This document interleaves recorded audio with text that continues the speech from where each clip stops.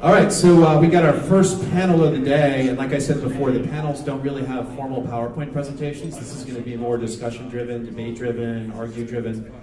We do have one panelist who got replaced. So Samuel, yeah, he's not going to be here, but Tone is going to kind of take his place. And Tone's good at starting arguments, so this should be interesting.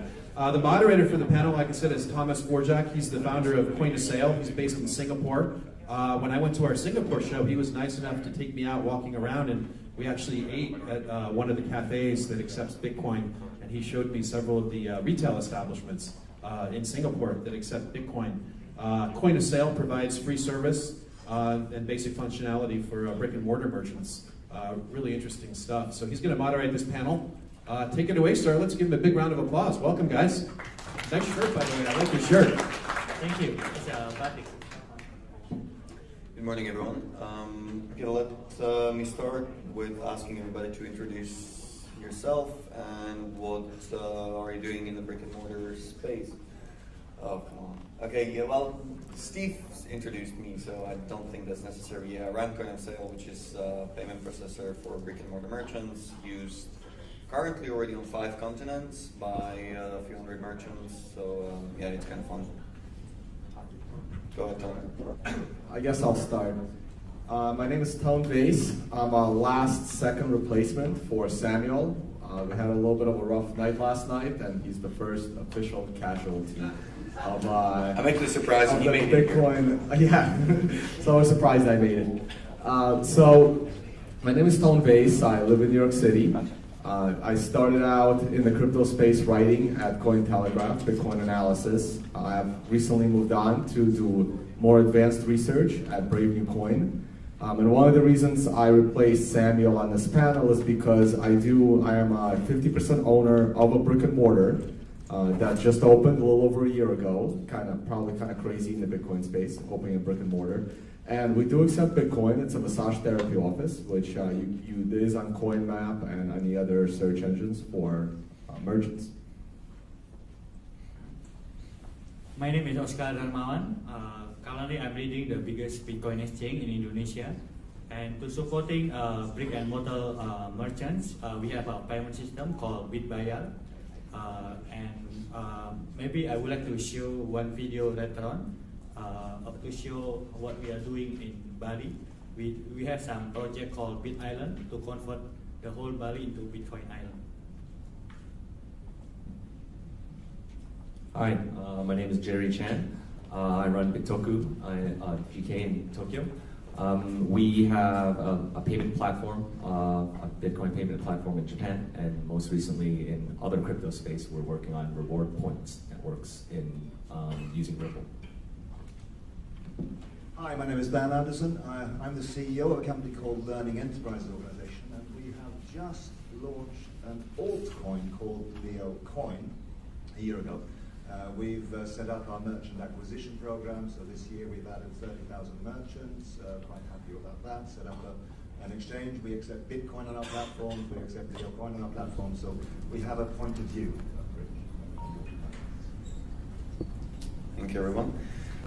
I agree with that. I think that's absolutely key at the moment, because the broader issue is adoption for the small businesses, I feel. So we've sort of made a lot of inroads into the mom and pop businesses. So people ask me about the big merchants that we require, and we haven't gone there. We've gone for the butcher in Kuala Lumpur, and we've got a shoe seller in Islamabad, and we've got a yacht broker in Croatia. So it's kind of these small businesses that are treated typically quite badly by the big incumbents. So Visa, MasterCard, you feel very small if you're a small merchant, and that's kind of where I think that we can make great headway.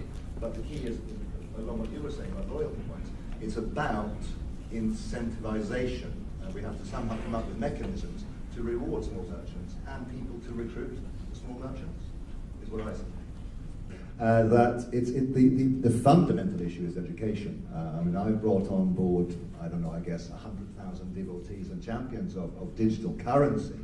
And when they try to use their wallet, and when they go out and speak to a merchant and they get their wallet out, they do the scanning and process the payment, they're all delighted with how easily it works when they actually get over that hurdle of trying it.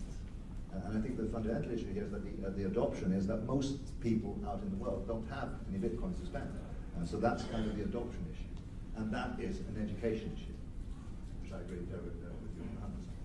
I mean, our perspective is probably a little bit slanted differently from a Bitcoin perspective. I came across Bitcoin maybe 2 years ago, and I'm into entrepreneurship, I'm into training, I'm into education.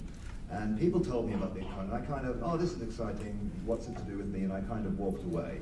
And then it came to me again another year later, and eventually I got to this stage, there is something going on here. I didn't understand what it was.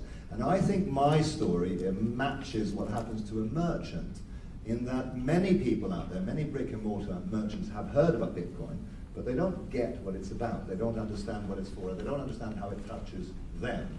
So one of the phrases that I use in my business is, how do we get the aunts and uncles involved in digital currencies? And that's kind of the biggest challenge that I think we have to face as digital currency stakeholders. So what I have, which I'm fortunate, I have a little army of 160,000 members who are students, who are in my network. And I can incentivize those, and I can mobilize those to go out and speak to the brick and coin merchants, and one, get them to accept LEO coin here, and two, educate them. So when we launched our program in January, my network engaged and started to recruit their friends, their family, their corner shops, those sort of people, and we incentivized them to do that. Now we have very, very high quality list of merchants there who have done their KYC, we know their mobile telephone numbers, we have their email addresses, we've got their business registration documents because they have to go through our AML policies and our KYC processes. Now the next stage in our thing, and we're only 4 months into this merchant program, is to educate them on how to accept a transaction, how to do the digital currency thing. And so there's a what I'm finding very, very encouraging is they're quite excited because digital currencies addresses a lot of needs for them that they know they had, but they didn't realize there was a solution for it. Does that help? How do you talk about incentivizing? How do you incentivize them? Well, what we did quite simply was, because we had the privilege of creating the architecture for LEO coin, one of the things that we did was create a pre-mined, and I know that's possibly a bad word in the Bitcoin community, but with the pre-mined we can incentivize and create bounties. So we could actually give people a LEO coin for every merchant that they sign up. We could give the merchant a LEO coin to participate, and in that way we're putting digital currencies into the hand of more and more users, democratizing, if you will, this whole the digital currency. So I can't comment on your default. All I can say is that we have a business strategy to incentivize adoption, and we're participating in the Bitcoin space by using Bitcoin as a payment method and a remittance channel for our own business, and we're trading with Bitcoin as well. So I don't want to get drawn into in this brick and mortar panel on the benefits of altcoin versus Bitcoin. But I think that there's lots of opportunity to do well as an industry if we didn't have too many preconceived ideas that we verbalized. Now, I can have a debate with you about pre-mined and what have you and what we're doing, but the bottom line is this. 160,000 people are engaged now with Bitcoin because of LEO and LEO coin. How are they engaged in Bitcoin through LEO coin? Because they've become champions for digital currencies. So they believe in this space, they love it, and they're now adopting payment methods using a digital currency that leverages into Bitcoin as well as my altcoin.